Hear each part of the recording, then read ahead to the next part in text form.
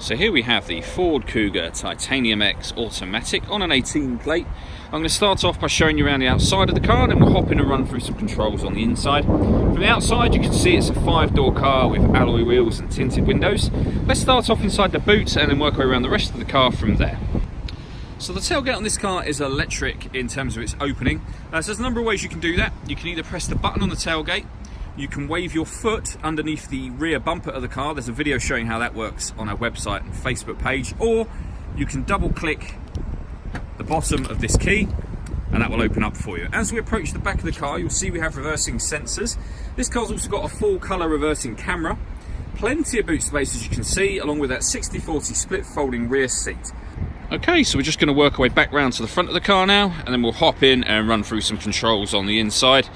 But now that we've done a full circle of it, you can see it's in lovely condition the whole way round.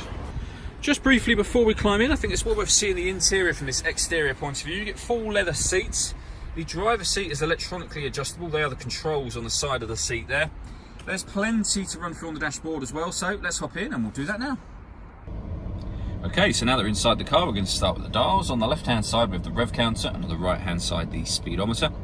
You can see the fuel gauge and coolant temperature gauges in the middle at the bottom. And then above that, the total miles on this car are 3,389. To the right-hand side of that, it will show you what gear this car is currently in. So we're in P for park at the moment. And then above that, we've got the trip computer information for the car. So you can see we've got various bits of fuel economy there. We can change that information using buttons on the steering wheel so that we can have that information as a kind of individual basis.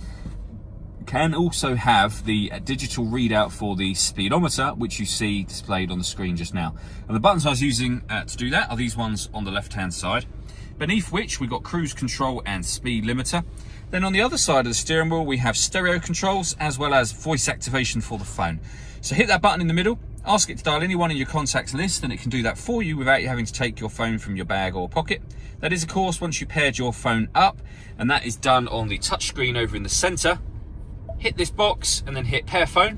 Search for your vehicle on your device and select it once it is found. And then just follow the instructions on screen. It's very easy to do. If we go back to the home screen, in terms of music on this car, you can see that we have AM, FM and DAB radio.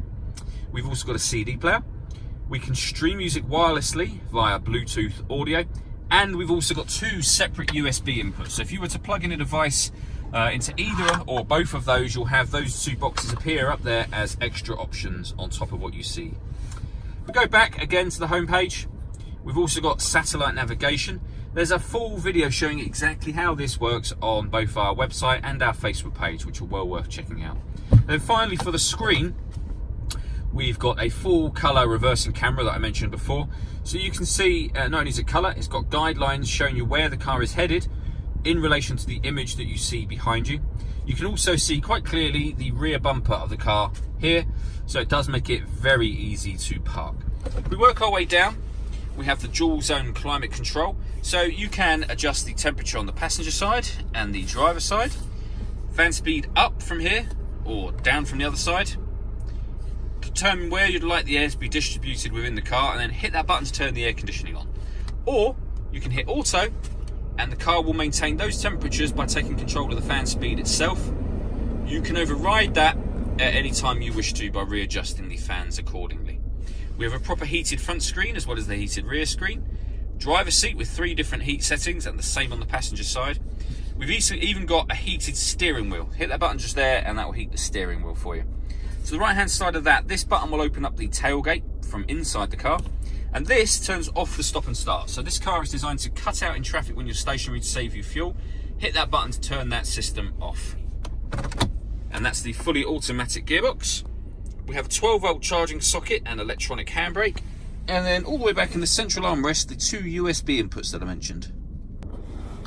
Okay, so the last thing I wanted to talk about is the panoramic glass sunroof. You can see the sun blind is closed at the moment. That'll open electronically. There's a button just here. Give it a push, it'll open about a third, half of the way back. Push it again, and it'll open all the way to the back. So that obviously lets in a lot of light. It does make the cabin area feel a lot bigger as well.